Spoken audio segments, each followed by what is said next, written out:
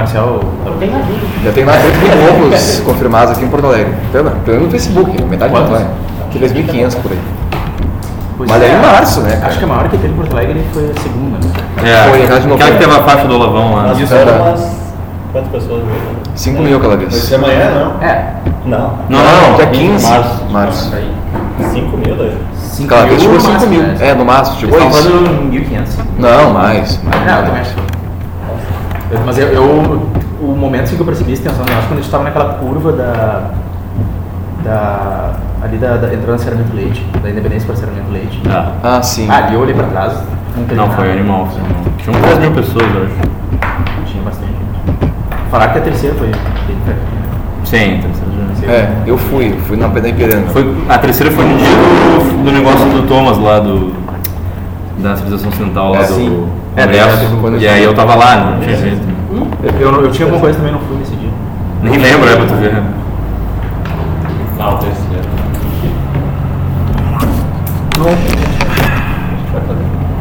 Acho que o Renan é assim. Não, pode, só tu não botar minha mochila. Não, está minha mochila. Só pra... Não, mas esse mar vai ter bastante gente. Porque a coisa tá... A questão da Petrobras tá envelhecente. E os caras vão protestar contra a passagem de ônibus. Eu mandei eu descasquei os caras no Facebook. Brincadeira. Bom, então é isso, né? Finalmente conseguimos entrar na sala, depois desse pequeno ordalho, para ver a resistência dos amigos ao sol. 13h30. Então, para realmente testar a vontade dos senhores de participar deste curso esotérico e perigoso. Só tem que ir lá condicionado. E eu pela cachaça. Moça oração. Muito bem. Não é sem algum motivo, sem alguma intenção que eu decidi ler uma obra que nem estava no programa que a gente tinha estabelecido ano passado e que eu até expus ali em alguns posts na comunidade do Facebook, também mandei por e-mail. A princípio eu já fiz uma exposição sobre os oráculos da Grécia, né? Entrando aí nesse tema da cultura grega e do surgimento da filosofia, lá no início do restart do curso, né? Mais um dos vários reinícios do curso de filosofia, que dessa vez eu estou buscando fazer mandando de seminário. A gente teve algumas apresentações desde então, dos outros alunos aqui, dos outros participantes. Mas eu decidi tomar a iniciativa de fazer essa apresentação dessa pequena obra, vou falar obrinha, nem uma palavra feia, dessa pequena obra, desse opúsculo do Mircea Eliade, Mito e Realidade, que eu estava lendo por acaso, nem estava lendo relacionado ao seminário, mas aí quando eu estava lendo eu pensei que seria uma leitura interessante. E a intenção de fazer essa leitura, de apresentar essa visão sobre o mito hoje, é também para motivar o retorno dos participantes do seminário também, porque eu sei que quando tem algo com mais objetividade marcado assim no programa, as pessoas naturalmente se interessam mais do que meramente ficar esperando que alguém tome a iniciativa para fazer a sua apresentação do próprio trabalho. Então, quem sabe hoje com essa pequena digressão minha, embora tenha relacionamento, embora esteja relacionado ao tema central, a gente retome, né, os nossos estudos aí acerca do tema cultura grega e surgimento da filosofia. Bom, essa aqui é uma das obras, estava até conversando com o Chaka, uma das obras já da fase posterior do Mircea Eliade, da consideravelmente vasta obra dele. Eu li alguns artigos e o Sagrado Profano, que é uma das obras mais famosas dele também, que já é de uma fase um pouco anterior. Mas a gente vê que o Mircea Eliade, todo o esforço dele consiste basicamente em reintroduzir o mito, vamos dizer assim, no debate acadêmico, de forma eminentemente sincera, real, de certo modo filosófica, assim, né? como dar novamente o status de realidade ao mito, e a gente até remete aqui ao próprio título do livro, né? Mito e realidade. Porque inicialmente para nós, nossas mentalidades modernas, parece um contrassenso. O próprio título já parece contrassensual, parece que ele vai opor uma coisa a outra. O mito contra a realidade deveria ser o título, né? Ou a realidade contra o mito. Seria até o título de livro do Dawkins, né? Realidade científica contra o mito dos povos primitivos e bárbaros, tais como os cristãos, obviamente. Mas basta a gente pensar, lembrar daquela frase do Aristóteles, que está até na Metafísica, frase célebre dele, de que o homem busca o conhecimento quando ele passa por um certo tipo de maravilhamento, de espanto, em algumas traduções, né? Esse talmazen, espantar-se, esse verbo grego, aparece tanto em Aristóteles. E a partir do espanto inicial é que ele busca conhecer a realidade. E aí diz Aristóteles, na célebre frase, né? E nesse sentido, os amantes de mitos são também filósofos. Os filósofos também, em certo sentido, são amantes de mitos porque os mitos são maravilhamentos, são wonders, na tradução inglesa, são esses arrebatamentos, são esse espanto do ser humano, do sujeito humano diante da realidade. Então aí a gente vai ver no próprio Aristóteles, naquele que é o filósofo, como vai chamar a escolástica, né, com F maiúsculo, nele há como que uma coincidência opositória originária entre filosofia, entre pensamento crítico, entre razão, para usar palavras do dia, né, e os mitos, e a fecundidade poética e mais propriamente mítica.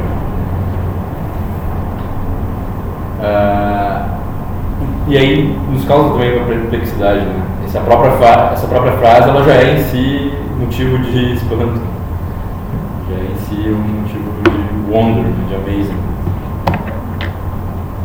E é justamente esse esforço do Eliade aqui nesse livro, apresentar o que é de real no mito. Será que a realidade, tal como, por exemplo, uma notícia na Zero Hora descreve a realidade, uma notícia policial, por exemplo, descreve um crime, é assim que o mito se pretende ser realidade? Quer dizer, aquilo que ele descreve é exatamente aquilo que aconteceu, como se fosse um report, um relatório jornalístico. Quer dizer, aconteceu isso, foi testemunhado por um sujeito num dado momento, num dado instante, sobre esses aspectos. Então ele relatou conforme aquilo aconteceu, historicamente falando, vamos dizer assim. Quer dizer, eu posso localizar a data, o período, o horário, quem viu, para quem aconteceu. E a gente naturalmente de cara já vê que não pode ser nesse sentido que o mito se pretende na realidade, assim como o Eliade vai explicar, vai buscar explicar, e como parece implícito no próprio dito de Aristóteles. E aí a gente vê também que se não é a realidade tal como a gente entende a partir dos paradigmas colocados aí pelo positivismo, né? A gente estava até comentando sobre isso na leitura da Bíblia, né? Bíblia com cerveja na quinta-feira, né? De que hoje em dia acabou se instaurando esse mito de que a descrição meramente fisiológica, atomística dos fatos é que é a verdadeira realidade. É quando tu consegue reduzir tudo mais a descrições físicas, fisicalistas, atomísticas das coisas, é que então tu encontra a verdadeira realidade disso. Só que com isso tu não consegue escrever nem, sei lá, né, um momento de arrebatamento amoroso. Tu vai explicar, sei lá, o amor que tu sente pela tua mulher, né, pela tua família, pela tua mãe, pelos teus pais, por causa do movimento daquela glândula, aquilo que ela segredou, que ela segredou, né? De como, ao ver aquela bela moça que depois com a qual você foi se casar, de repente houve um salivamento e aquilo causou um processo no seu cérebro em que as sinapses levaram, afinal de contas, tu decidiu casar com ela. É uma coisa banal, né? Iniciativa banal, assim. Qualquer bicho tem, né? Casar com outra. Então, obviamente, isso é um falsamento seja a verdade no seu sentido mais pesado, profundo, assim dizer. Então, e quando a gente lê os mitos, inclusive quem tenta explicá-los, nunca parte do pressuposto de que o mito seja uma narrativa jornalística, histórica, vamos dizer assim. Tanto é que a primeira coisa que a pessoa faz ao ler um mito, hoje em dia, que é um dos últimos séculos, né, é pensar em qual é o sentido da história. A coisa mais banal, tu lê aquilo e tu diz qual é a moral. E não é assim que tu trata fatos da vida corriqueira.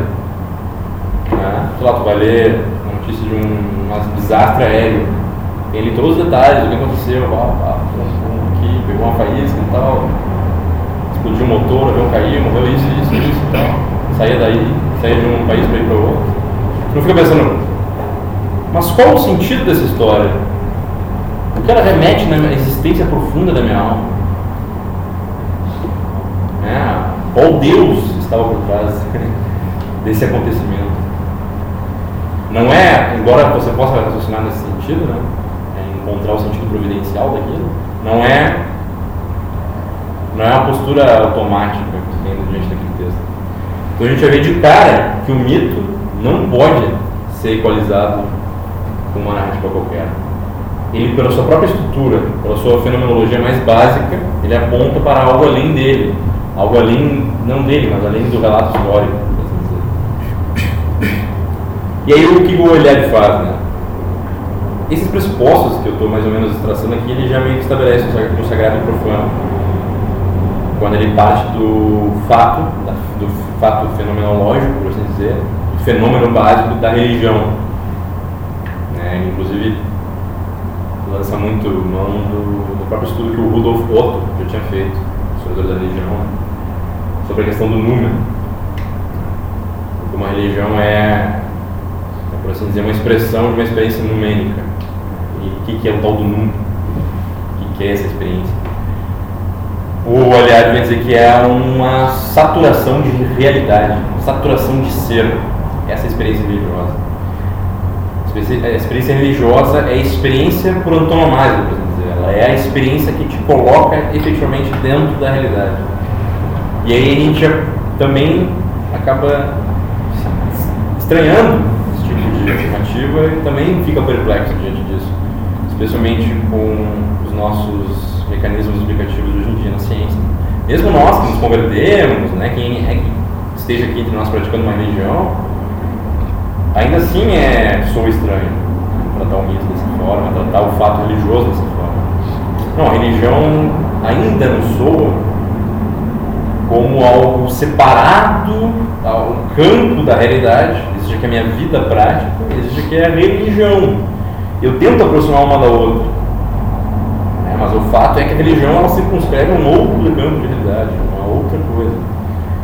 Enquanto a minha vida leiga, a vida cotidiana, ela de vez em quando entra em comunicação com essa outra vida. E o que o Eliade vai falar, não, a religião, a experiência religiosa, ela é, por assim dizer, a raiz de toda e qualquer experiência e o fim de toda e qualquer experiência. Ela te apresenta a realidade com toda a sua densidade. Basicamente é isso que ele explica ali. E nesse sentido, o mito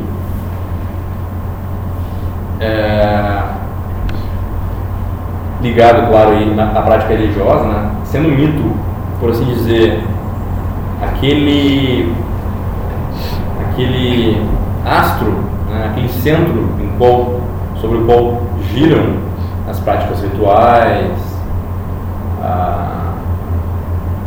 os gestos rituais, as orações, enfim, todo o fenômeno religioso, ele naturalmente tem que ser um acesso deste homem, desse mesmo homem que as pratica, a essa dimensão mais fundamental, por assim dizer. E um indício disso, que o Eliade vai insistir muito a respeito, ele e outros perennialistas, né, da escola perennialista que surgiu no século XX, buscando retomar o sentido profundo das práticas religiosas, das religiões no total, né, é de que todas as comunidades humanas, em todos os tempos, onde houve homem, houve religião. Então, nunca vai encontrar uma expressão humana onde não tenha ali embutido algum tipo de visão religiosa ou de postura religiosa diante da realidade. Isso se manifesta como? Através dos símbolos, através principalmente dos cemitérios, né? Das práticas mortuárias. É impossível, arqueologicamente, se encontrar registros humanos, até porque se identifica como registros humanos justamente pelo elemento que aparece de simbólico, de religioso. Estou até comentando na palestra que eu dei lá no congresso do Thomas, lá, que é engraçado que o Santo Agostinho fala naquele livro da potencialidade da alma, potência, quantidade anima, que o lugar próprio do homem na realidade é a arte, a ars, a técnica dos gregos. Um indício disso é de que Cristo, ao encarnar, veio encarnar como um artesão, como um marceneiro. E aí eu lembrei que, justamente, o que é estudo paleontológico, né, arqueológico, começa a identificar o princípio da história humana a partir dos primeiros instrumentos, a partir das primeiras obras de arte, no sentido de arte, no seu sentido tradicional, não naquele reduzido que a gente entende. Então o que o Eliade faz? Ele vai listando uma série, vai contando para nós uma série de fenômenos registrados por etnólogos, paleontólogos, que surgiram aos montes no final do século XIX e durante o século XX, mostrando como as comunidades mais mínimas e mais afastadas, mais remotas da nossa ocidental, né, moderna, elas sempre apresentam de forma muito evidente o fenômeno da prática religiosa. Então é uma constante humana, né? E outra questão que o Eliade aborda também é que, enquanto a gente acha que existe aí um abismo entre essas práticas dessas pequenas comunidades, essas comunidades tribais e antigas, com a nossa, é possível identificar elementos dessas mesmas práticas meio que subjacentes, escondidos, camuflados nas nossas práticas do mundo moderno. Sei lá, pega um fenômeno mais banal de todo o futebol. Quem é capaz aqui de não descrever, né, a paixão futebolística, descrever a história de um clube sem, de certo modo, encontrar aí elementos bastante religiosos, né, de cariz religioso, pelo menos, até messiânicos, sei lá, né? Imortal tricolor. Não é? Sei lá, o Fernandão do Inter. O Fernandão veio para salvar o Inter. Veio para salvar a realidade do Colorado. Entendeu? E veio como uma luz na escuridão. Era um time que estava há 20 anos sem ganhar nada, sem ganhar um título, ou seja, estava no exílio. Estava na Babilônia. Filosofia brasileira. Né? Estava naquela situação realmente degradada, né? Estava no Caliuga, até que de repente veio um Salvador, e olha só, um estrangeiro, alguém que vem de fora, um sujeito que vinha da França, estava no exílio na Europa, volta da França, um desconhecido, cabeludo, é de Goiás. E de Goiás, sim. Exatamente, na estação de Goiás. E aí então ele traz, né, uma era de ouro para uma série de pessoas, né? E aliás, a morte dele ano passado não nos deixa mentir, né? A comoção que houve em torno da morte dele foi algo próximo da morte de um santo. Claro, eu estou usando assim fatos nos quais é mais facilmente identificável esse elemento, né? Mas a gente pode perceber isso, sei lá, até no trote de velocidade. Não é provavelmente uma aplicação racional para assim, prontamente racional para muitas das práticas que nós temos no nosso mundo, mesmo hoje, um mundo pretensamente racionalista e ilustrado. O próprio Rosenstock fala no início da origem da linguagem que ninguém poderia dizer, puxa, que dia legal, se alguém não tivesse dito antes o céu e a terra proclamam a glória do Senhor. a informalidade precisa da formalidade para existir, né? O desleixo precisa de algo rígido para ser desleixado. Sim. E o rígido a origem do rígido é religiosa, principalmente. Sim. Você fica pensando, essas frases que a gente fala de forma informal, de maneira informal, elas contêm em si léxicos, elementos, palavras, morfemas que originalmente foram criados formalmente, vamos dizer, né? Essa é a tese do Roger Stock, né? E é possível traçar realmente isso,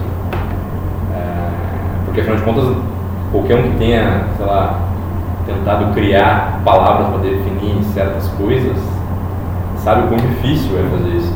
Se é difícil mesmo pensar numa descrição para certos fenômenos que acontecem nas nossas vidas, qualquer um que tenha tido experiência, sei lá, de escrever um poema ou mesmo um conto, né? É difícil demais tu conseguir descrever coisas que tu prontamente intui e então tu quer colocar em palavras. Que dirá tu criar uma palavra que designe um objeto, um fenômeno que até então é desconhecido, e que aquela palavra, de certo modo, tem que se adequar, tem que descansar sobre todo um contexto linguístico já posto de antemão, né? Quer dizer, tem que ser uma palavra portuguesa, né? E ela tem que remeter de algum modo a outras palavras nessa intercomunicação. Então, a gente vê como fato criativo mesmo, mais básico da linguagem, ele já tem esse elemento altamente problemático e altamente, por assim dizer, destacado do restante dos outros fenômenos humanos. A linguagem tem esse elemento divino. Isso aí todos os antigos eram capazes de reconhecer, né? E que haja cada vez mais estudos linguísticos e que a língua seja cada vez mais objeto de polêmica acadêmica, a ponto de qualquer sujeito dizer que a língua é a própria realidade, coisas assim, só mostra, só evidencia, né, que realmente nessa sua fecundidade, a poética, vamos dizer, da língua, ela já mostra a sua natureza realmente profunda e, por assim dizer, primordial no fenômeno humano. Semana passada eu estava até num bar aí, rolou uma discussão entre dois amigos nossos aí sobre qual teria sido a origem histórica da linguagem no gênero humano. Como teria sido a primeira vez que um homem se expressou ou utilizou palavras para designar objetos da realidade, fenômenos da realidade. E, claro, a discussão é sempre interessante no sentido meramente retórico da coisa, né? Imaginativo, né? Exercitar a imaginação, nesse sentido é sempre fértil. Né? Mas não deixa de ser, se você busca nessa discussão encontrar um elemento probativo, definitivo, de que aconteceu isso, não deixa de ser uma discussão infrutífera, porque é incapaz de ser provado esse tipo de relato, quer dizer, não é um objeto digno de um conhecimento apolítico, né? Por quê? E eu até conversei com o Augusto sobre isso. Porque primeiro é preciso saber qual é a natureza do homem. É preciso chegar a um consenso de qual é a natureza do homem. Se você diz que o homem sempre teve linguagem e que onde encontra o homem, eu encontro a linguagem, como vai dizer o próprio Aristóteles, né? O homem é um animal com logos, né? E se a linguagem é, de certo modo, uma propriedade dessa substância homem, assim como os clássicos falavam da capacidade de rir, né? E entre outras coisas, da racionalidade como um todo, é claro que falar sobre a origem histórica da linguagem é falar sobre a origem histórica do homem, no fim das contas. Então, vamos falar sobre a origem da linguagem, vamos falar então sobre a origem do homem. E aí eu até comentei com o Augusto, olha só, não é por menos que o próprio Roger Stock, que ele acabou de mencionar, fala que resume essa questão numa frase délfica, por assim dizer. A origem da fala humana é a fala da origem humana. Por quê? Porque uma coisa se confunde com a outra. Porque, naturalmente, sendo impossível de remeter historicamente a origem da linguagem, realmente é impossível, seria o mesmo que remeter a origem do próprio homem, não é por menos que no Gênesis vai aparecer o relato mítico, vai aparecer em forma de mito, o relato do surgimento do homem. Por quê? Porque se trata de um fenômeno que, impossível de ser tratado historicamente, é claro que ele está, por assim dizer, na própria estrutura da realidade.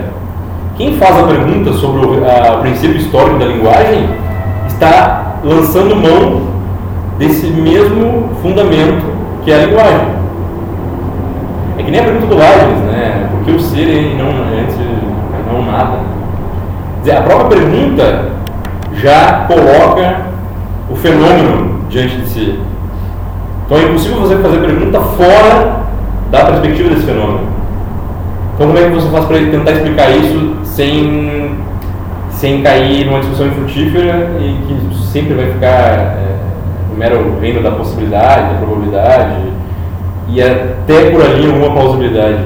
É um relato mítico. Porque o relato mítico não remete a nenhum tempo. Por outro lado, ele é capaz de explicar aquele fenômeno. Ele é capaz de explicar mesmo que ele não remeta historicamente. Explicar como? Historicamente? Não. A explicação dele é mítica.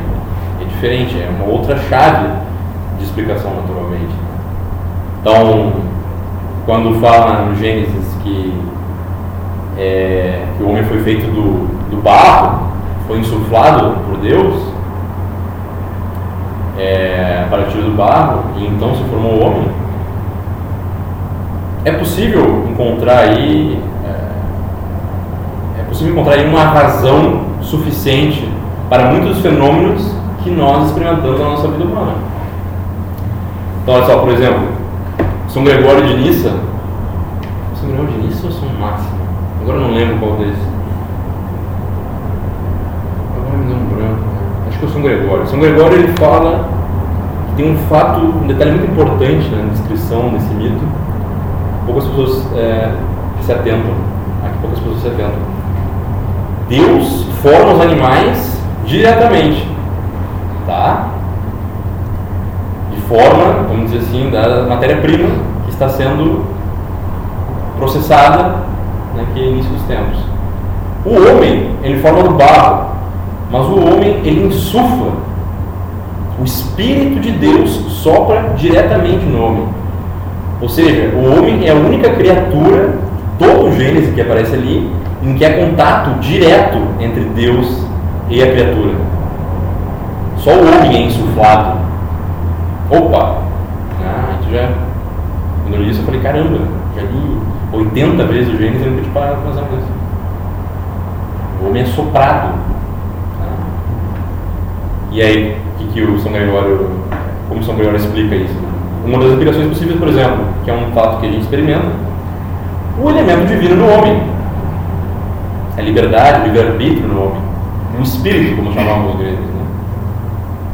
Esse elemento naturalmente se encontra no homem e a gente naturalmente percebe que não se encontra nos animais.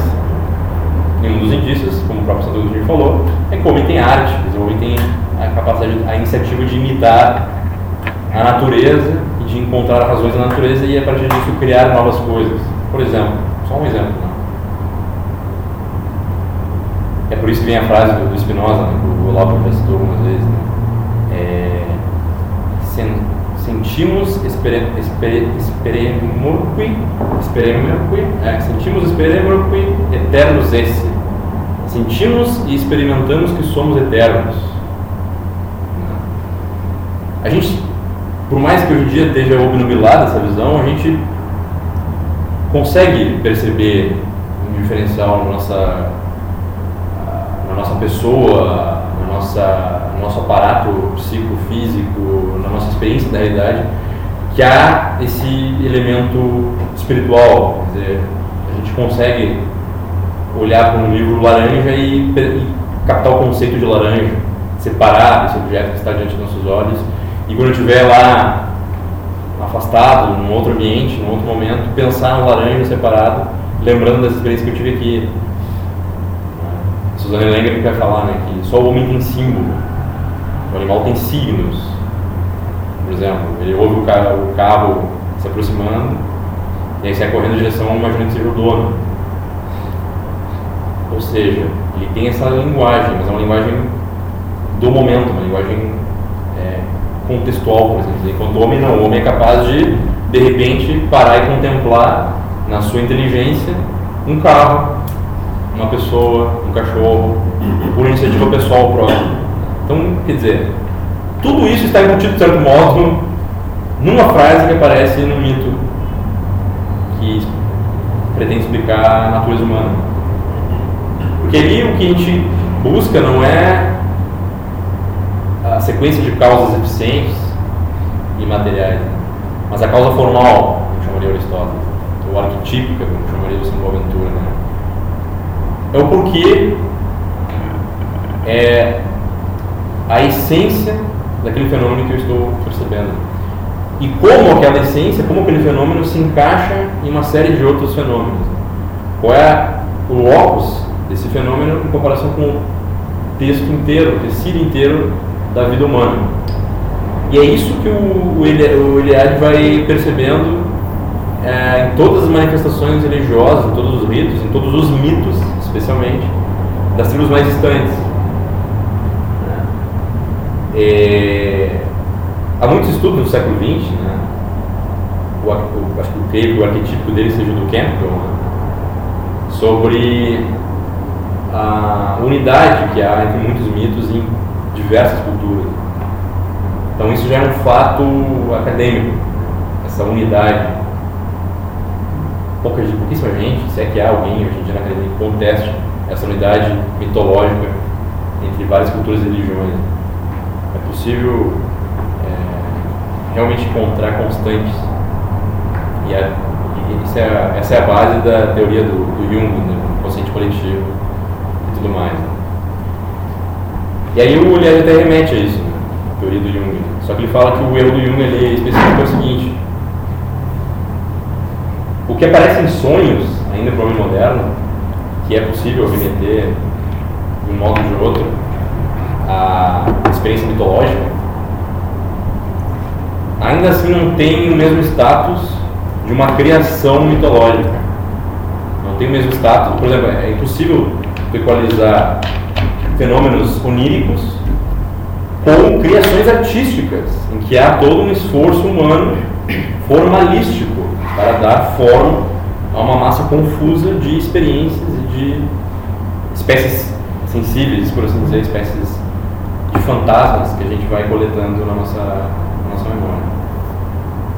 Então, o mito também não é uma mera extrusão de um momento estático de um sujeito humano. Tanto é que os poetas, os mitólogos, os profetas sempre foram muito respeitados em todas as suas tradições. Sempre eram considerados como justamente mensageiros de Deus, como canais especiais entre aquela comunidade e a realidade divina. Então é claro que o mito também não é meramente uma condensação mais ou menos pronta de uma experiência básica de um fenômeno primário, né? De repente a gente condensa lá uma espécie de sonho. Não, ele tem uma lógica, ou seja, ele se submete à razão humana. Nesse sentido, então, sendo o homem um animal racional, vamos tomar isso como pressuposto, o mito, sendo uma criação humana, né, materialmente, criação humana, ele vai ter que conter elementos racionais. Ele vai ter que ter sua razoabilidade própria. E aí a gente entra até na questão dos 4 discursos do Olavo. O discurso poético é um discurso também, nessa medida, é um logos também. Faz parte do itinerário intelectual. Está lá no início. Está no início, mas está no fim também, né?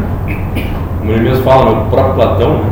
Platão é o sujeito que começa por um mito, passa por um diálogo, aí vai depurando dialeticamente, até que no final, quando parece que ele vai chegar a alguma conclusão, uma arrebatadora e final, cabal, aí de repente ele volta para o mito. Como que fechando o ciclo. Também o mito, por ser primordial, não significa que o mito seja primitivo em termos de desenvolvimento. Não, imagina. Ninguém que tenha lido os mitos gregos, por exemplo, né? Os indianos, então, nem se fala.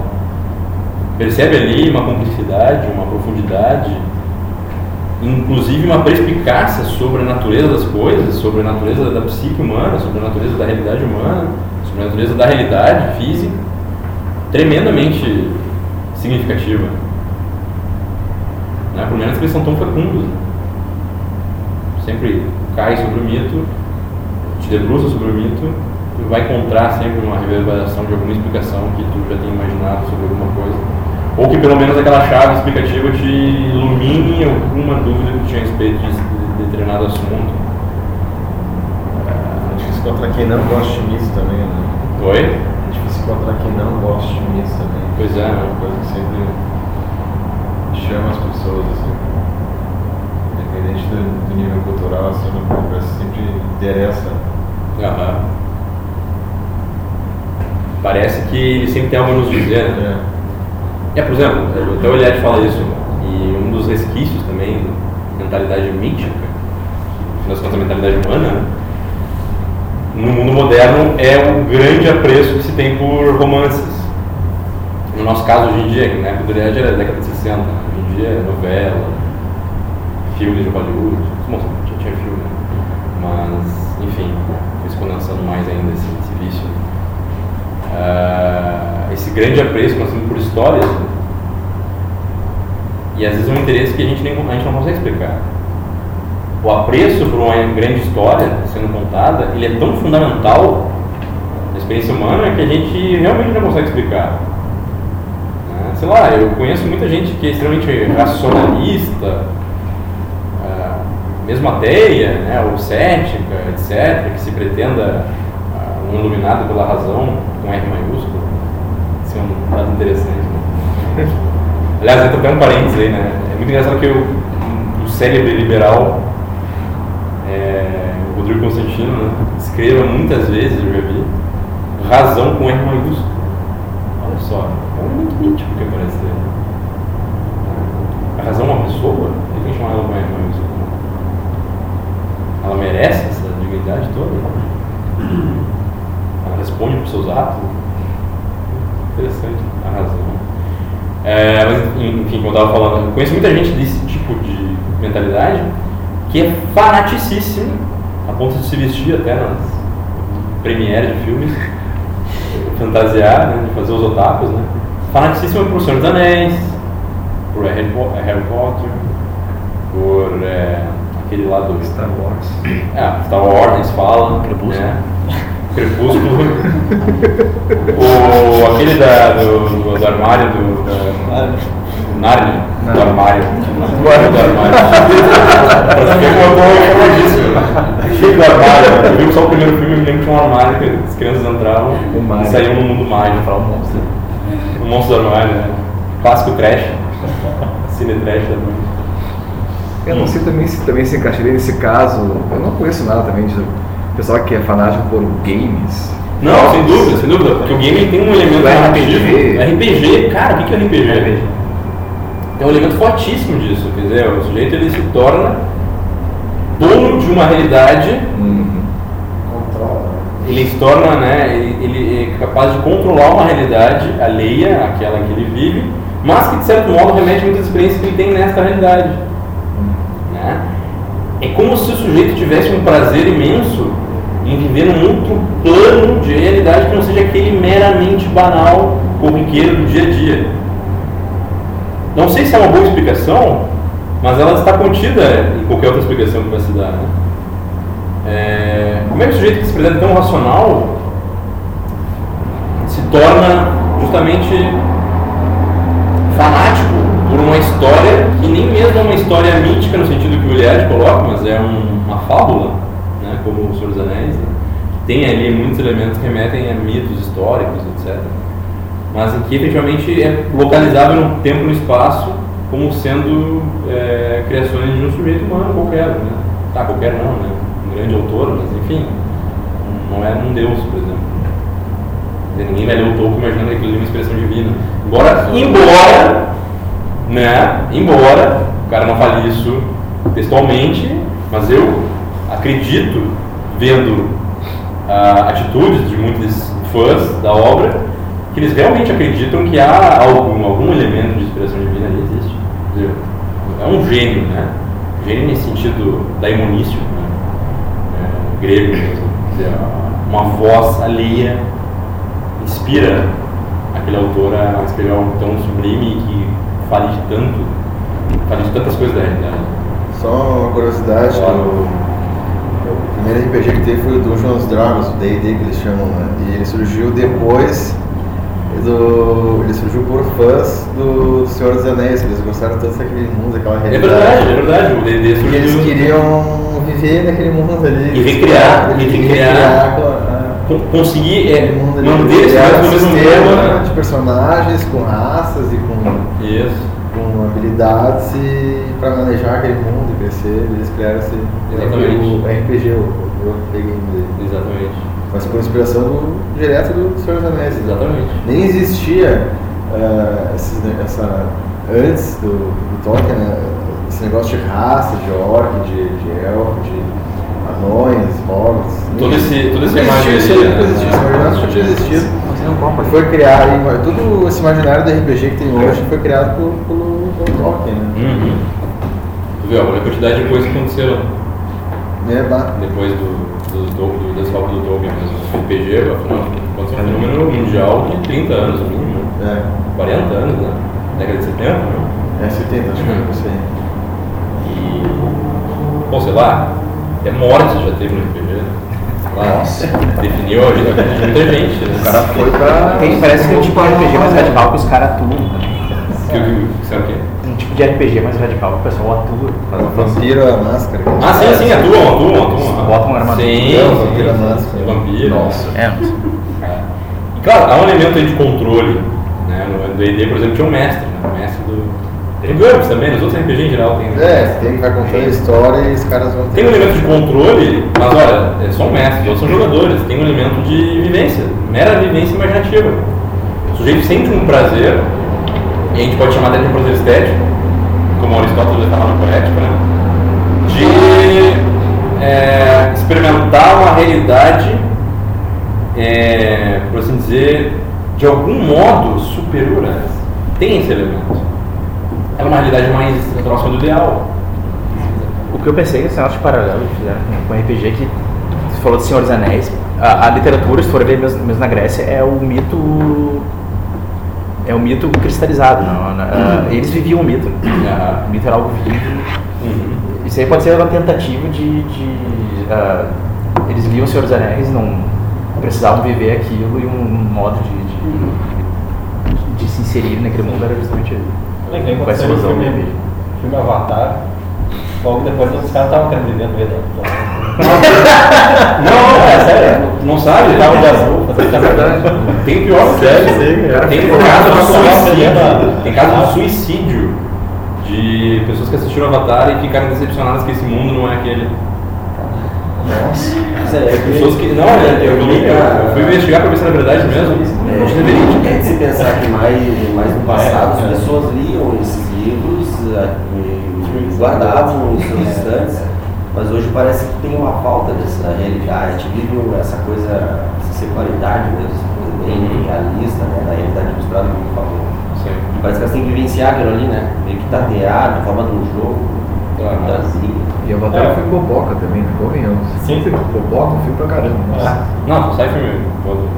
Você é o imperialismo Yankee na floresta. Sim. O Senhor dos Anéis tem uma coisa simbólica assim, que a pessoa realmente experimenta algo de uma... Tem algo de mais transcendental. Tem quando volta pra vida secular dela, sente essa privação. Claro. Avatar.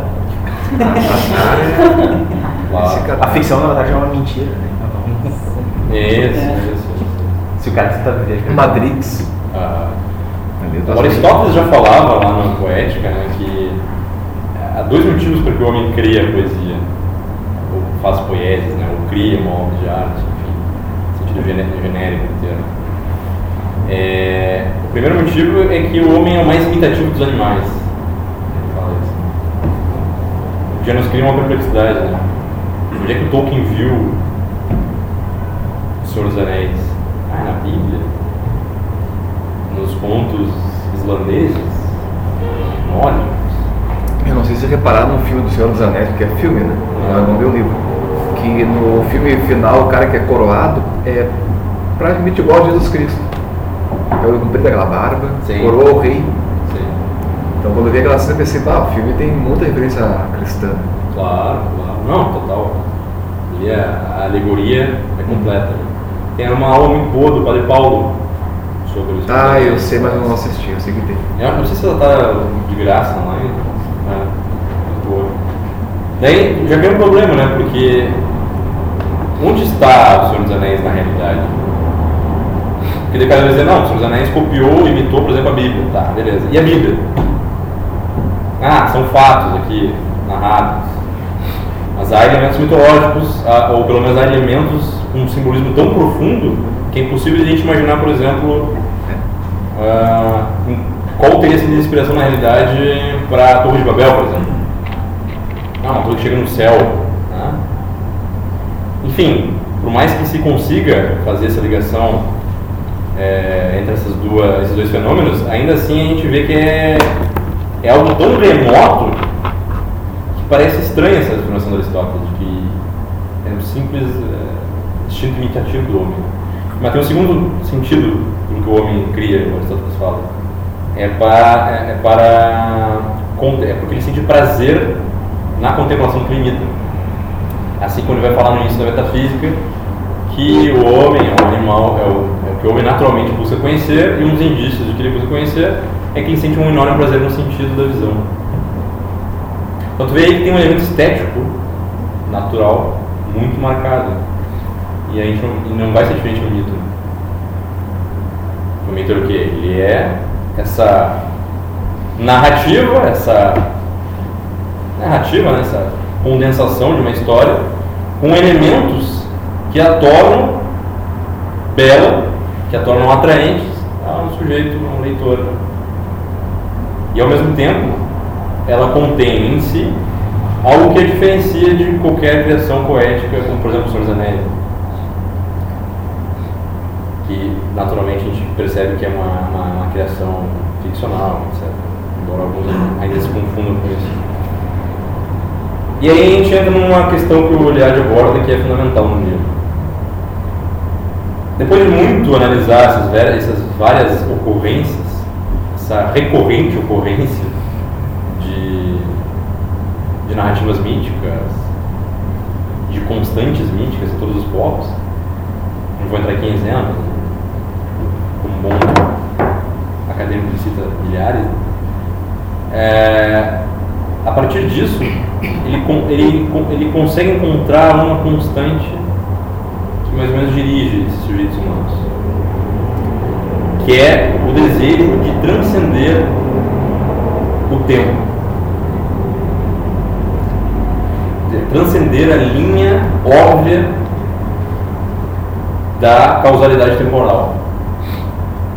Porque naturalmente, como eu falei, a reação natural, a reação pronta que tu tem diante de um texto mítico é já de cara pensar qual é o sentido, ou seja, tu não está pensando na veracidade histórica aqui, como uma notícia de jornal. Então, sua própria fenomenologia, sua própria forma de apresentação do mito, ele se revela como algo de um outro plano de realidade, que é o que o Eliade chama de in illo tempore, que é o que inicia a maioria das leituras da Bíblia, né? Naquele tempo, Jesus fez isso. Naquele tempo, que pode ser aplicado a qualquer mito. O que é o naquele tempo? Era uma vez, né? Aí é o acesso do homem a essa realidade que ele percebe que existe. E que é a realidade na qual ele encontra os fundamentos da realidade temporal. Então, por exemplo, há rituais que ele descreve aqui, de tribos, em que o chefe da tribo, por exemplo, tem que fazer uma iniciação naquela tribo ali, fertilizando a mulher, uma virgem. Pegando um caso mais genérico. Vamos pegar um caso genérico como esse. Essa fertilização, né, esse acasalamento, vamos dizer assim, é dado a ele, nessa tribo, um status mitológico, um status religioso, ritualístico mesmo. Por que ritualístico? Porque ele remete à estrutura mesma da realidade conforme aquela tribo, por intermédio do canal daquele que interpreta a realidade, do xamã, do profeta, do religioso. Através desse canal, a tribo, a comunidade, aquela comunidade compreende uma faixa da realidade e busca o quê? Repetir aquela ação que em Nilotempore, naquele tempo, que num tempo que não existe historicamente, aconteceu para que aquela coisa existisse. Por exemplo, a fertilidade humana. Por exemplo, a estrutura da realidade mesmo, a gente lê lá no início do Gênesis, Deus separou as águas, né, em águas superiores e águas inferiores. Ou em outros mitos, o céu e a terra. Inclusive aparece o céu e a terra também no Gênesis. As equalizações entre os mitos são distintas, mas enfim, essa divisão entre céu e terra é permanente em todos os povos. Existe uma realidade superior, para a qual a gente deve olhar levantando a cabeça, e uma realidade inferior, para a qual a gente deve olhar abaixando a cabeça. Existe um elemento superior e um elemento inferior. Existe esse eixo de verticalidade. Isso é uma constante que independe de qualquer cultura. Todas as culturas vão achar sempre esse elemento. Essa realidade tem uma razão própria. E isso que o mito conta. Não é que ele esteja contando propriamente que, sei lá, em 2000 a.C., ou 3000 a.C., em 1º de janeiro, às 8 da tarde, Deus criou o céu e a terra. Mas que, nesse relato mítico, se busca descrever essencialmente, isso é o termo que o Eliade usa, se busca encontrar a essência daquele fenômeno que nós percebemos aqui, neste tempo local específico, particular. E ao repetir isso, e ao buscar repetir essa realidade que ele capta com o seu aparato intelectual, mediante, sei lá, meditação, ou mediante mera imaginação, mas ele consegue, através do canal do imaginativo, intelectual, racional, no sentido amplo, captar essa realidade, ele, ao tentar reatualizá-la na sua vida prática, ele sacraliza aquela prática que ele está reatualizando. Por quê? Porque ela tem uma ligação distante, que ele aproxima, né? Uma ligação direta com aquele fenômeno que está na própria estrutura da realidade. Então o mito, segundo Eliade, revela nas comunidades primitivas mesmo a capacidade que o homem tem de estar diante de uma realidade que é plena, nesse sentido de que a realidade nunca é só aquilo que aparece aos sentidos, mas aquilo que condiciona todas as causas que estão por detrás da existência daquele fato que está diante da pessoa. Então, por exemplo, o homem, nós experimentamos aqui a nossa psique, a nossa inteligência, nós temos as nossas potências da alma, como vamos chamar os escolásticos, etc, etc. Temos todo o nosso aparato psicofísico, intelectual. Mas o mito me remete à origem desse aparato físico intelectual, aparato psicofísico intelectual. Porque ao recontar essa história, ao retraçar toda a genealogia de por que eu tenho justamente esse aparato, eu retomo, de certo modo, a causa mesmo desse fenômeno que eu estou experimentando. Então eu entendo mais plenamente. O mito ilumina a realidade no momento que ele retraça a origem. Ele religa. Daí religião. Daí que normalmente, é por aí que normalmente se explica o termo religião. E esse tempo está, isso é um fato que o mito ilustra. O tempo, aquela origem está sempre presente. E por isso que ela pode ser recorrentemente, e deve ser, para um povo religioso, recorrentemente reatualizada, como acontece, por exemplo, na missa católica. A gente está sempre reatualizando o sacrifício. Uma repetição de um ato primordial. Por que primordial? Porque exemplar, não porque ele seja primordial num tempo, porque afinal de contas, né, Cristo surgiu muito depois de muitos povos e culturas, né? Inclusive, tem quem diga, né, que Cristo só veio depois que se completou a cultura greco-romana, porque era próprio, era apropriado, era conveniente que acontecesse isso, porque só então as pessoas entenderiam o que estava dizendo.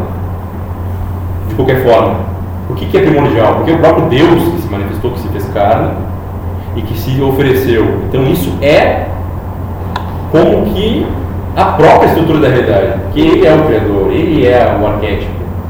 Então, repetindo esse movimento, esse ato que ele realizou e que nos ofereceu como arquétipo, como modelo, eu repetindo esse modelo, eu me religo àquela fonte original.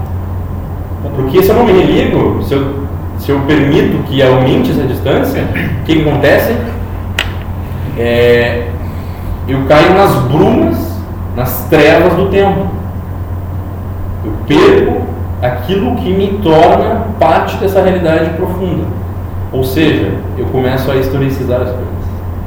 E por isso que o Eliade fala que um movimento natural da religião é que ela vá cristalizando os mitos.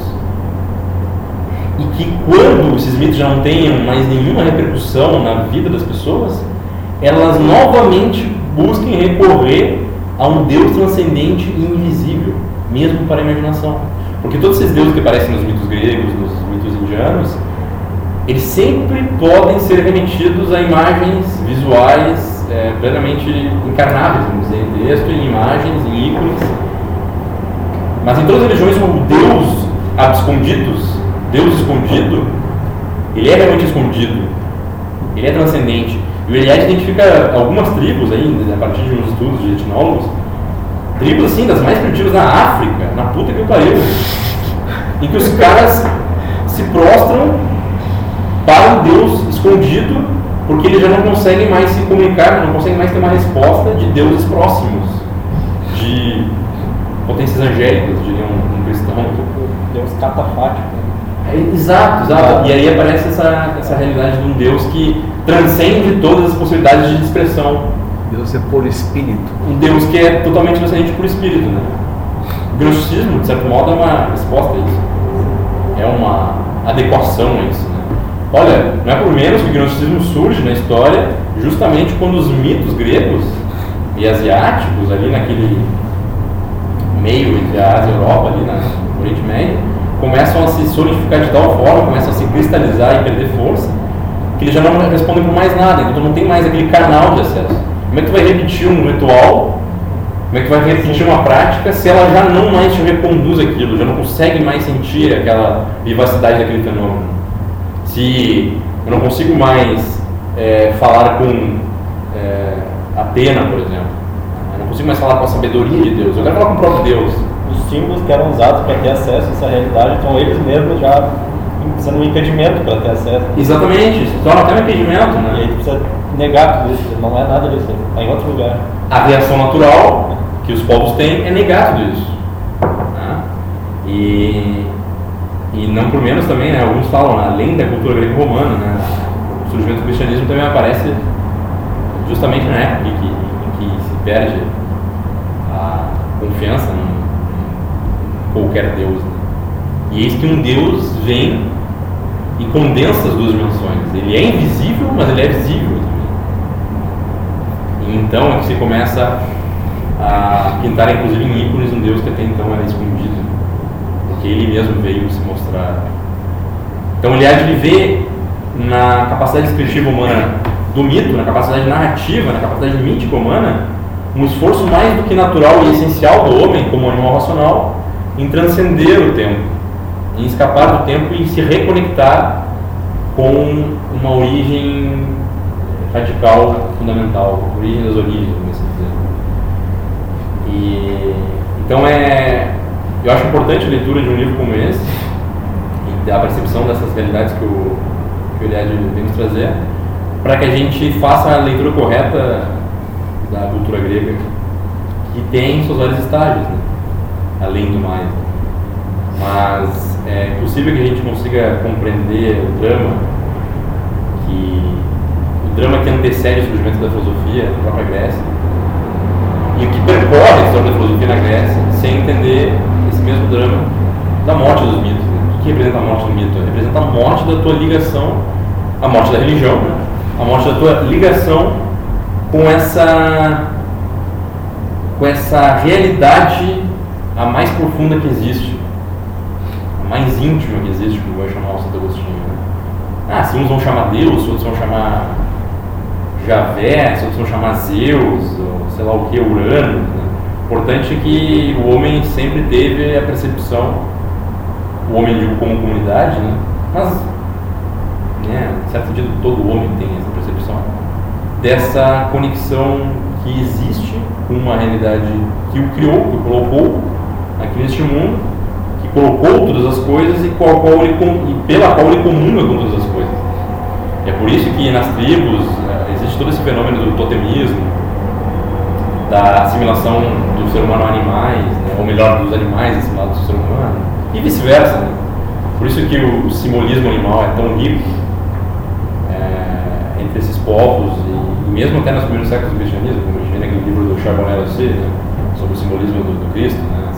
Através de diversos símbolos animais, porque o animal, porque se o homem está ligado a essa origem primeira de todas as coisas, e se ele busca essa origem primeira de todas as coisas, deve haver alguma coisa que o conecta também com outros entes viventes, como um animal, outros entes arquetípicos de certos outros fenômenos. Quer dizer, o homem é capaz de, percebendo essa comunidade que existe entre ele e esses outros entes que preenchem a realidade, porque ele se percebe como também radicado naquela realidade, ele percebe que as outras coisas também vão ser radicadas na realidade, ele vê essa ponte que existe entre ele e essas outras realidades.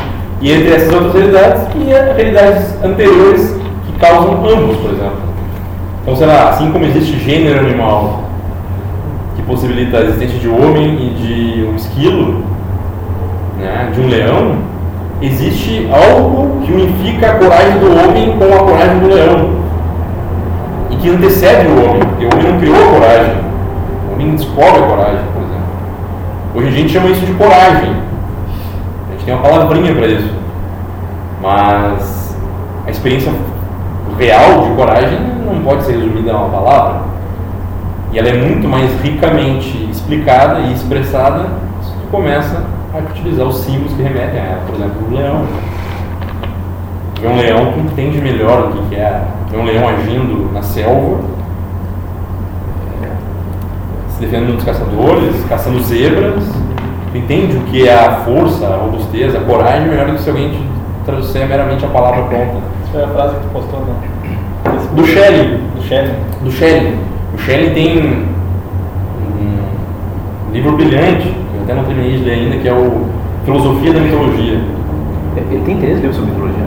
Sim, os outros. A Filosofia da Mitologia é provavelmente mais célebre dele, né, que é uma série de palestras que ele deu no início do século XIX. Em que ele tem essa frase, ele fala, eu não vou lembrar literalmente, mas a linguagem humana corriqueira, ela é uma formalização, uma abstração de algo que os mitos oferecem concretamente. Os mitos nos dão diferenças concretas e reais, porque simbólicos, né? Que a linguagem depois vai condensar em formalidades e abstrações. Que olha só, o drama da linguagem, que o Olavo vive falando a respeito, é o mesmo drama que o Eliade descreve aqui com relação ao mito. É a perda dessa ponte entre a experiência daquele sujeito humano naquele momento, em que ele descreve um conceito, por exemplo, utiliza um conceito, com relação à experiência originária daquele conceito. É a mesma coisa. Que a linguagem ela é decorrência de uma experiência. A linguagem humana, melhor dizendo. Assim como o mito,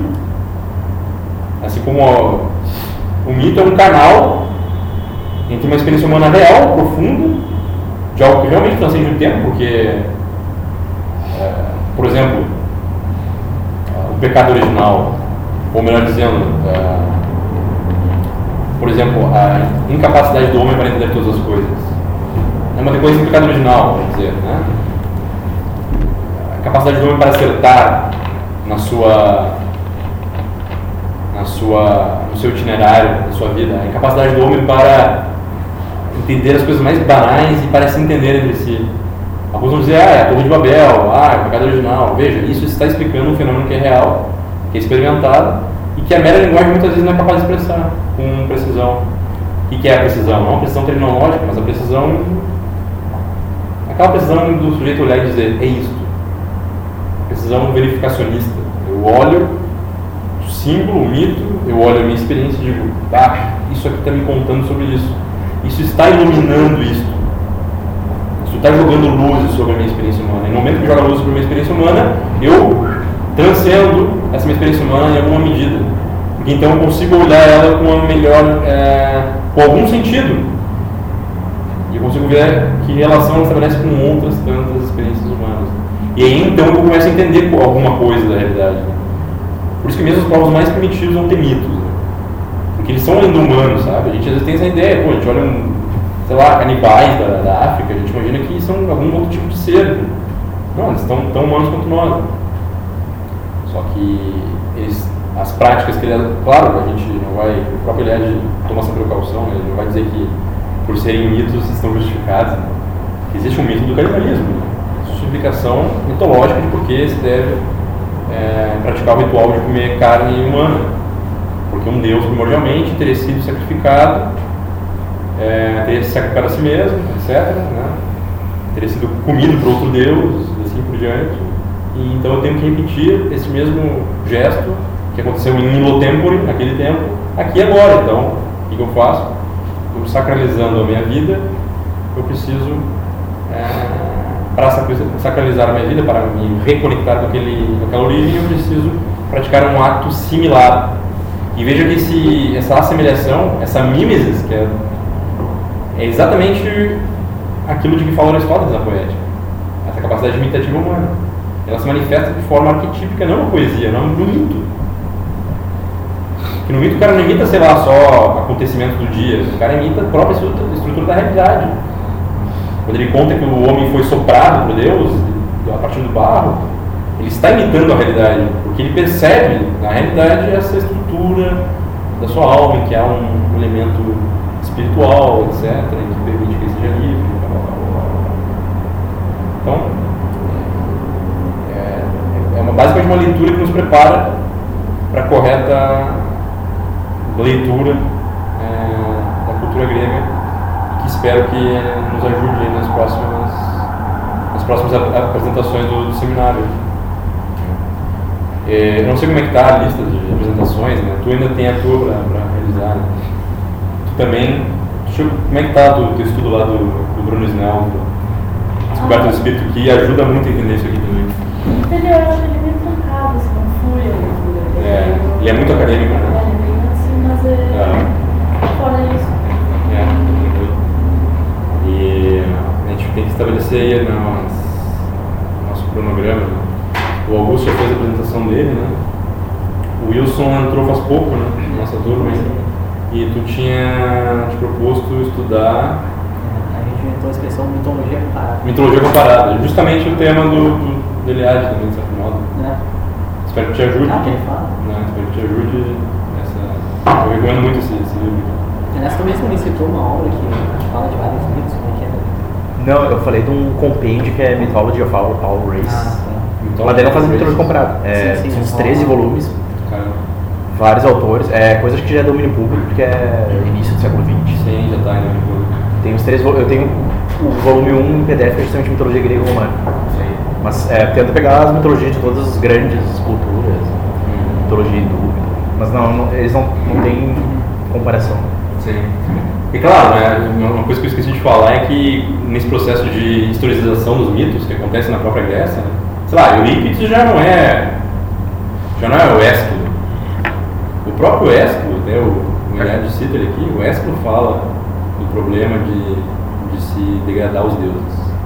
A cristalização dos mitos quer dizer que ele já não... A cristalização... Cristalização é petrificação dos mitos. Quer dizer, eles já não são mais algo vital. Eles se tornam quadros numa estante. O Píndaro, acho que o Píndaro é anterior a essa, não tenho certeza. Sim. O Píndaro já vinha com a tese de que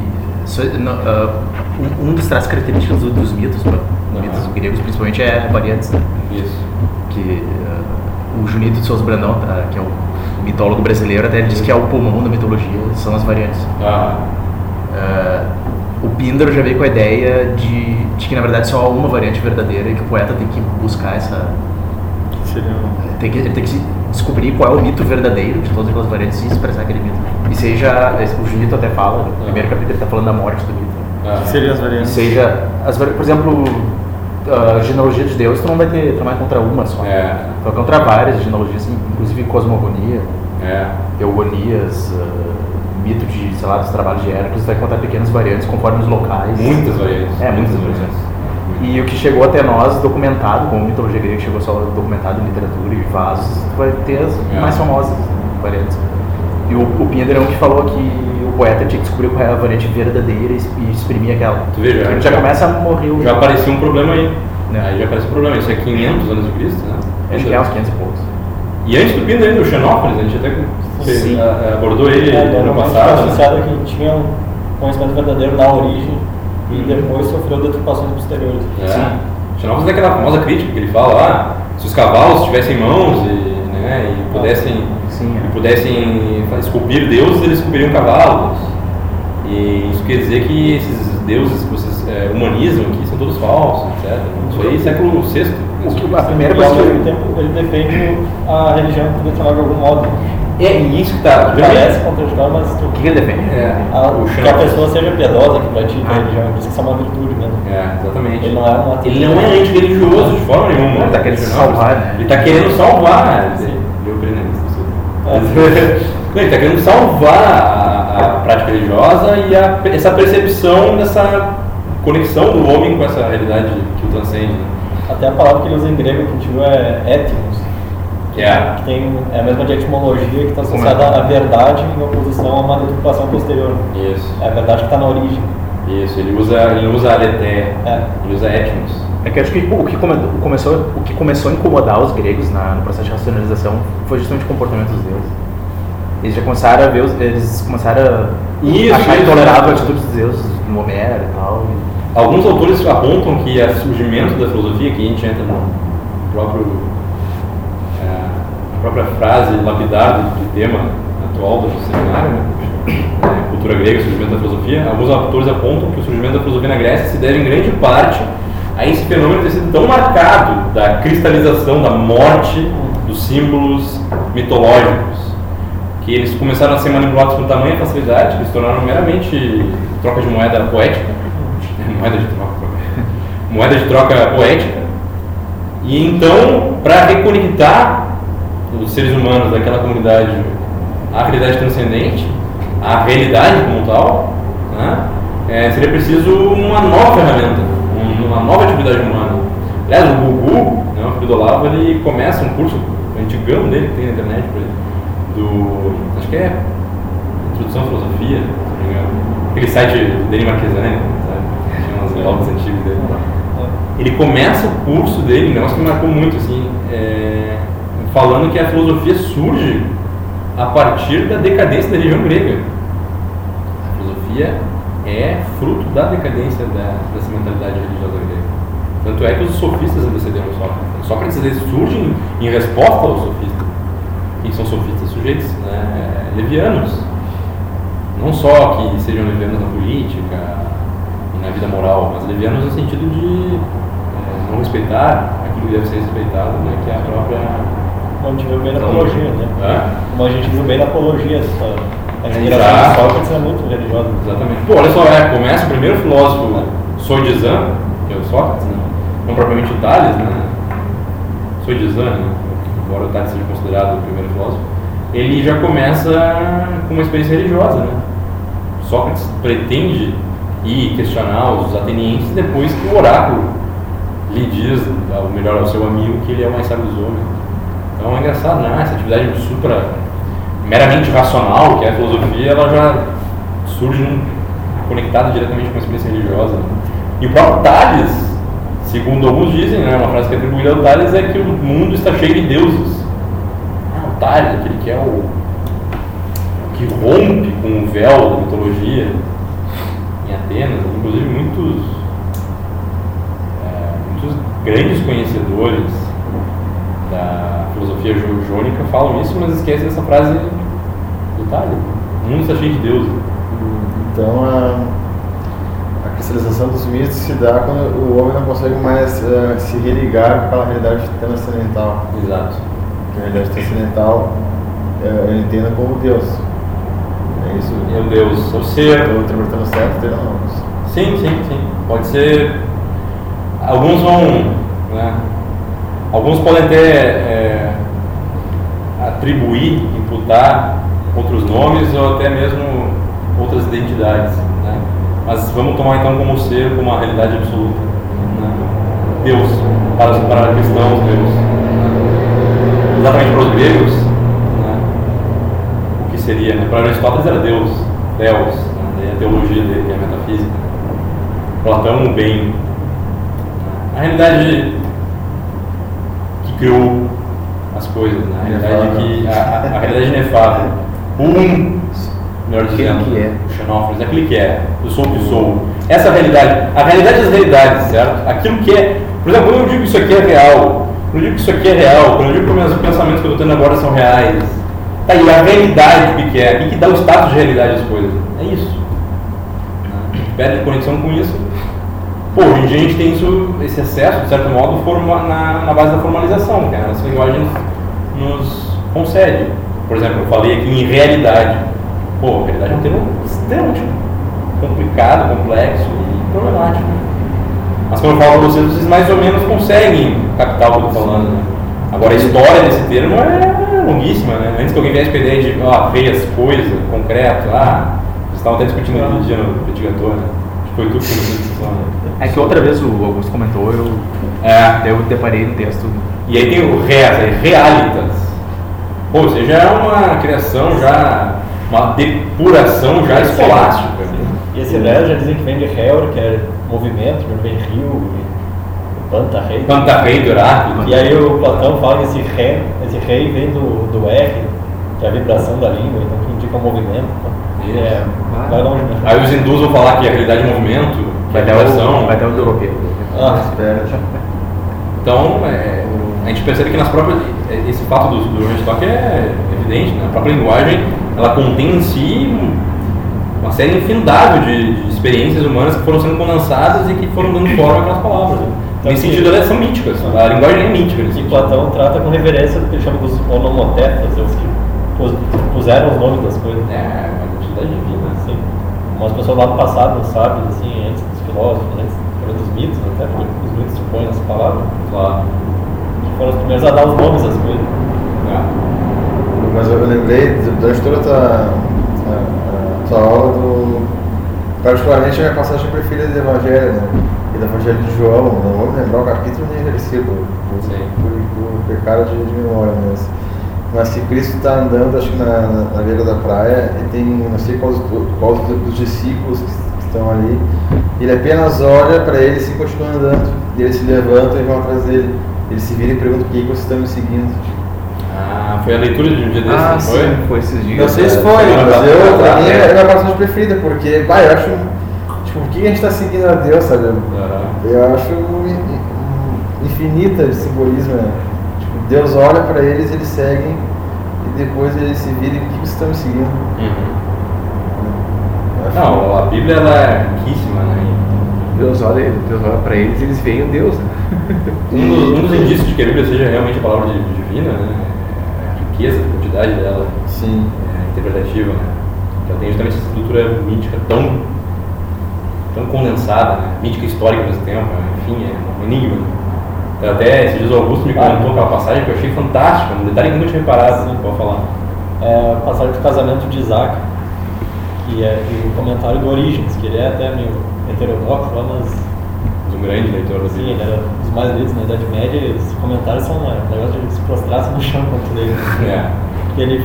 A história é que Abraão já estava velho e manda um servo dele para a terra natal buscar uma esposa para o filho. E ele vai lá, ele viaja, chega à terra natal e próximo de um poço, e encontra ali a Rebeca, que é a esposa de Isaac. E Rebeca oferece, aí ela pega água no poço e oferece para ele para os camelos. E então entra Orígenes interpretando tudo. Assim, Abraão, já como se vendo o sacrifício de Isaac, é um símbolo de Deus Pai. Ele é o que se dispôs a sacrificar o filho único dele. Até a própria palavra Abraão, o nome Abraão tem a ver com Abba, que é pai, né? Então ele manda o servo dele procurar uma esposa para o seu filho. E ele cita uma passagem de Oséias que fala: eu te desposarei para sempre. Então, o servo é a palavra profética buscando a igreja em terras estrangeiras, né? A igreja católica universal, para o filho dele. E encontra junto do poço, e o poço daí é um símbolo das escrituras, que é de onde tu tira a água. Encontra Rebeca.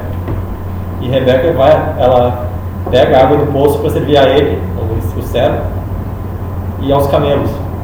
E ele é uma observação muito assim, perspicaz dele, que para servir, para encher plenamente um vaso de água, tu precisa de curvar. E aí, então isso é um símbolo da humildade, que para encher plenamente o vaso, para servir então não só o servo, que é o homem, mas também os camelos, que são os... Ele usa, né, o homem é o símbolo do sábio e o camelo do ignorante. Então ela se curva para poder servir com que ela sorve do poço, tanto os sábios como os ignorantes. E é São Paulo, deu tanto aos sábios como aos ignorantes. E também é do Evangelho que ele tinha sede e me deste de beber. Então ele vai... Não, mas não era só uma mulher pegando água no poço? Entende, né? É negócio infinito. Isto é ler um mito. É verdade. Né? Isso é reconectar-se com a origem. Qualquer fato que pareça banal a princípio pode remeter a essas realidades tão fundamentais. E até lembrei de outro negócio que o Guilherme fala, que mesmo quando vê filosofia, e isso outros autores atestam também, o Cornford, aquele The Origins of Greek Philosophy, acho que esqueci o título dele. Sempre esqueço o título dele.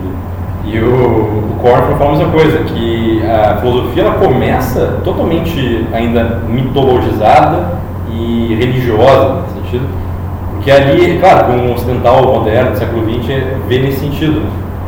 A gente poderia fazer a leitura de que não. A filosofia ela mantém os elementos verdadeiros que existem ainda na leitura mitológica das coisas. Por exemplo, o Platão fala em reminiscência.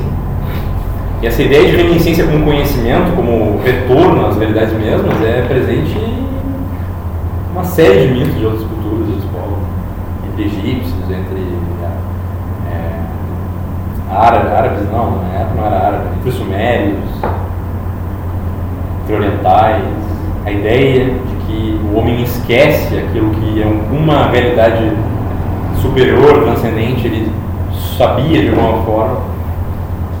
Sabia também é um problema, né? Porque esse tempo verbal remete à nossa realidade temporal. Né? Bom, por isso que os gregos têm um negócio chamado auristo, né? É um tempo verbal que não tem tempo, na verdade. Que é em qualquer. É um tempo mítico. É um tempo verbal auristo. Auristo a tradução é sem limite, né? Sem horizonte. Aoristo. Né? Aurizen. Vamos ver que até o tempo verbal no grego ajuda a entender essa realidade, esse plano do mito. O mito não se trata do tempo. Então, esse elemento no Platão ainda é mítico nesse sentido. Quer dizer, o Platão consegue condensar uma coisa na outra, consegue reunir esse esforço racional, esse esforço filosófico, com a densidade da experiência mitológica. Tanto que em muitos diálogos ele termina recorrendo ao mito. Porque ele sabe que o mito consegue explicar, não explicar no sentido que a gente entende, né, mas ele consegue fazer ver, melhor dizendo, fazer ver certas realidades que a linguagem é incapaz de fazer. Platão, inclusive, é conhecido por ser o maior criador de mitos. O maior criador de mitos. O maior criador de mitos. Nos próprios diálogos. Sim. Ah, tá. Ele queria os mitos, alguma imagem para explicar algo. Foi a pessoa que mais criou mitos. Engraçado, né? Ele é o crítico dos poetas na República, um dos maiores poetas da Grécia. Isso já mostra que não é tão sentido da crítica não é tão óbvio. Não é tão criador no sentido de que os poetas tinham aquele caldo mítico que eles iam retrabalhando, por exemplo, os poetas trágicos. O Platão não, ele recriava mitos, ele criava novos. Tem sentido, entendi. Ele dava nova... Ou alegorias. Uma das coisas que espantam o Platão é essa capacidade alegórica dele. anagógica, que é a mesma do Santo Padre, né? Ele vai te conduzindo pela mão. Inclusive, na tradição neoplatônica, eles tratavam mesmo os diálogos de Platão, a obra inteira, como toda uma escritura, até como se fosse uma escritura sagrada. Eles diziam que tinha vários níveis de interpretação. Isso. Pode interpretar literalmente, alegoricamente, moralmente. O que é um indício de que o sujeito realmente estava falando algo bem próximo da verdade. Que acho que, não sei, me parece uma característica, né? O Aristóteles fala isso, né? Quanto mais verdadeira uma coisa, mais profunda ela é, mais densa ela é. O Olavo fala isso também. Então é natural que, por exemplo, a Bíblia ofereça realmente possibilidades de leitura literal, histórica, anagógica, simbólica. Todas elas se coadunam, se coordenam, né? Quando elas se coordenam, é um sinal de que aquilo aí realmente está próximo da verdade, ou é a própria verdade. Então é isso, né? Não sei, tu é a primeira vez que vem no seminário, né? Sim. Tu tá pensando em continuar com a gente, porque a gente tá fazendo um sistema de cada um fazer uma apresentação, um resumo. O problema em filosofia grega pra mim é realmente grego. Assim, não precisa ser filosofia grega. Se tu quiser, por exemplo, eu sei que tem um cara que gosta muito de estudar o clima. Todo dia dá um boletim do tempo aqui. Não, eu gosto muito. Eu nem preciso nem ir no BR Weather lá. Não sei, geografia. Geografia que meu amigo já tá. Não, e outra coisa também, uma coisa que eu tenho lido bastante é sobre política russa, externa, interna, o eurasianismo. Eu tô ainda começando com isso. E aquela um saco de gatos, tá, boa sorte. É um saco de gatos, olha. Acho bom tu arranjar um Virgílio pra entrar nesse inverno. Nunca li Virgílio. Então, daqui uns 10 anos eu tô razoável. Assim. Tá certo. Mas eu também não sei muito bem como é que é o formato disso daqui. O formato é assim, cada encontro a gente combina previamente quem vai apresentar naquele encontro. Um resumo, ou um comentário, ou sei lá, uma diversão sobre uma obra que a gente tem especificado já de antemão. Mas não são temas desconexos. Em torno do tema cultura grega e surgimento da filosofia. Então, por exemplo, o Cleo Augusto nos apresentou sobre Sete Sábios. Eu, os oráculos. Ele está estudando a geografia da Grécia, lugares sagrados. Ela está estudando aquele livro do Bruno Snell, A Descoberta do Espírito. Sim. Né? O Chato não estava, né? Vamos pensar em alguma coisa. E a gente fez isso, essa escolha, a partir de um perfil que a gente traçou de cada um dos alunos, né, dos integrantes do seminário. A gente pegou uma aula específica e começou a traçar, tu gosta de que tipo de área? Qual os teus livros preferidos? Eu lembro que tu chamou o pessoal. Lembra que eu chamei o pessoal para isso? Mas não vi. Então, assim, a partir do teu gosto pessoal, a partir da área que tu gosta de estudar e dos livros que tu mais gosta, que mais te surpreenderam, que mais tu realmente tem preferência, naquele tema, tu estuda algo relacionado com aquilo, entendeu? Tu faz um corte naquele tema que te interessa. Eu me interesso muito por mitologia, religião grega e quanto a religião dá o fundamento à filosofia. Sim. Então eu estudo muito esse campo. Eu posso falar sobre o crime organizado no Grécia? Então, o PCC ateniense. Então, o Wilson agora vai pegar mitologia comparada. Né, eu falei de piada, que na hora que tu levou a sério, eu vou ter que pegar agora. Não, agora já era. Se quiser mudar o assunto, e provavelmente, pelo que eu vejo, tu gosta muito dos mitos, né, de estudar os mitos. Se eu for participar, alguém pegou, por exemplo, teatro grego? Então, dois pegaram, só que autores diferentes e obras diferentes. O Hermano apresentou o resumo do... Tu estava aqui, não estava? O Hermano apresentou o resumo do Orestes, do Ésquilo? Do Ésquilo, né? Eu estava pensando em peças assim, específicas, mas a própria função do teatro grego. Pode ser. Mas eu posso pensar. O problema é que são temas assim que não me atraem muito e realmente não conheço assim, filosofia grega direito. Nem me interessa muito, na verdade. Pode vir, então, quem sabe uma hora tu te inspira e vê o pessoal estudando e tu quer estudar também. Quem sabe? Vem, participa. E tu, eu não sei, né, cara? A gente pode ver. Vamos pensar. A gente decide isso aí por internet mesmo. E aí, acho que no próximo encontro, deixa eu ver, semana que vem não é carnaval ainda, é outra, né? Não, na próxima. Sim, o carnaval começa na sexta, né? Na quinta para alguns, né? Quarta. Na quarta. Uma semana? Uma semana de uma vez. Vamos, assim, quem vai estar aí no fim de semana? Eu não sei.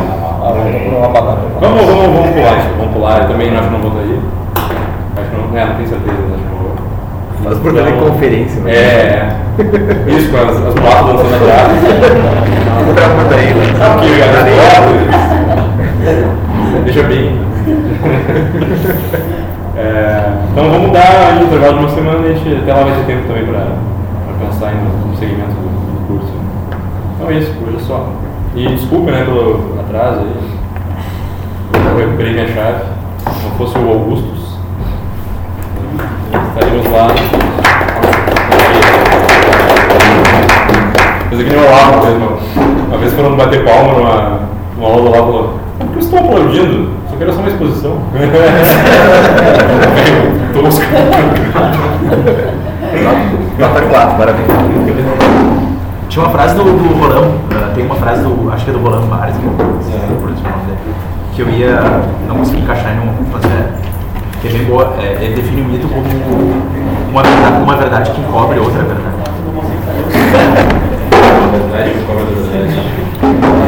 Definição délfica. Uma definição délfica. Vamos meditar sobre essa frase. E o mito é um negócio tão básico que a gente não consegue definir de jeito. Que se enrola um monte pra explicar. Ele é tão básico, ele está tão presente na vida humana, né? Qualquer historinha que a gente conta, ela tem esse elemento mítico. Então, que nem falou Aristóteles, uma decorrência da natureza humana, assim, que nem rir, capacidade de falar, uma coisa da história. Porque o homem está sempre querendo transcender o tempo, né? Esse é o fundo da coisa. Esse negócio que tu falou do